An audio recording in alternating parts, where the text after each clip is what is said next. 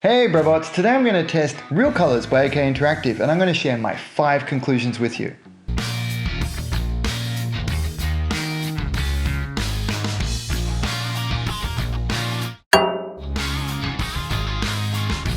Hey guys, I'm Linc and Wright and I lived in Japan for 25 years and worked as a professional modeler for a number of studios and brands, including Gaia Notes, so I know my way around lacquer paints really well. These Real Colors are sold as lacquers, but first a quick word, this is not paid promotion. I did get the products for free after reaching out to my friends at AK Interactive.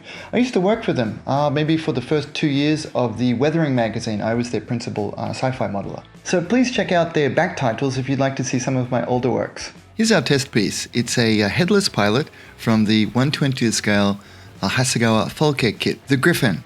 Let's add some of the Real Colors thinner to a cup.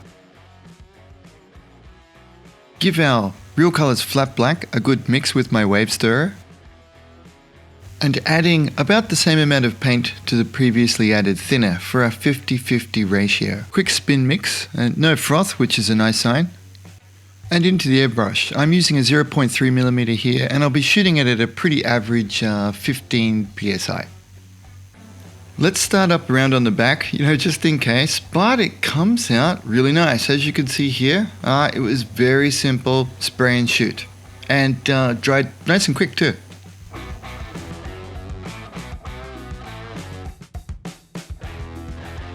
As you can see here, it goes on nice and simple, almost a little dry. I think that might be part of the flat finish. And in a couple of places where I was a little bit heavy-handed and sprayed wet coats, inadvertently, I'll admit it, I'm honest, it self-healed and dried fine. There was no difference between the parts that I'd sprayed on dry and the parts that I'd sprayed on wet.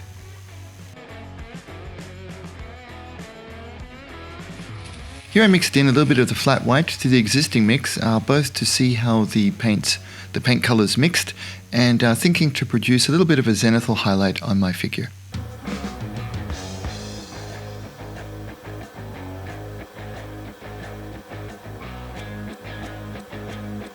When shooting a zenithal highlight like this for a figure, I try to keep the apparent light source quite fixed like this, so you can see I'm shooting it from about a 45-degree angle from the front downwards. And this helps me to establish some of the areas that light will hit the figure and establish some values for me, based values. You can see that it's highlighted the figure quite nicely there.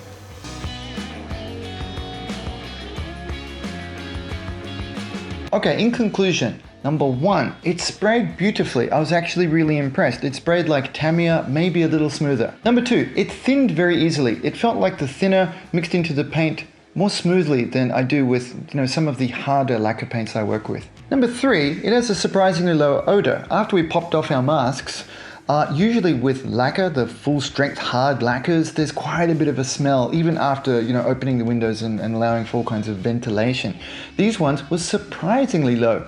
In my experience, the smell and performance is probably closest to this one, which I quite like. I use this often for mixing up a bunch of other paints like Tamiya and Aqueous, of course. Now 4 is that it's a surprisingly clean paint. I mean, I've been also using some airbrushable acrylics recently, and they're always a little bit more of a chore to get out of an airbrush compared to solvent paints. But these guys, I didn't need to use a specific tool cleaner. I just kept using their proprietary thinner that they sent through, and it cleaned out of the airbrush after a couple of just quick sprays through.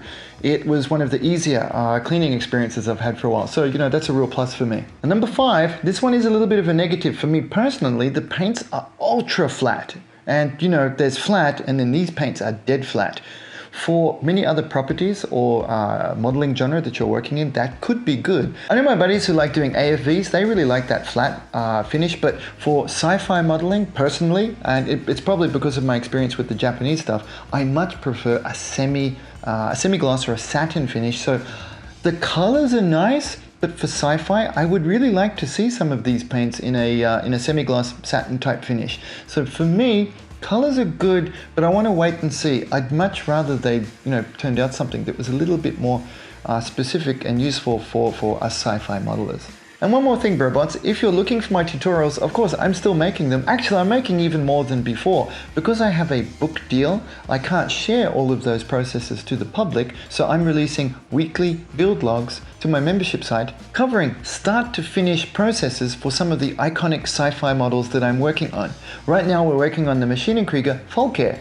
If you'd like to see that, please check it out on my Patreon membership site. I'll put a link in the description below for you. Thanks a bunch, guys. I'm trying to do these weekly for you now, and we'll cover a bunch of different subjects. If this is the kind of content you like, please like the video, consider subscribing, and hit the little bell for the notifications so you know when the videos are up.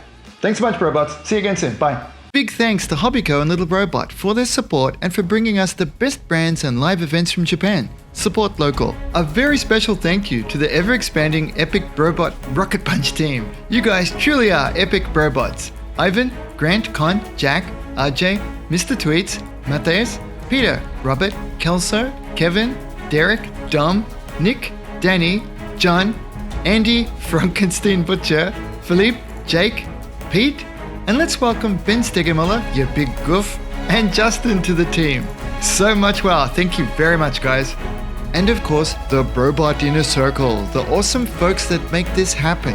I couldn't do it without you. Always, thank you so very much. Please join us.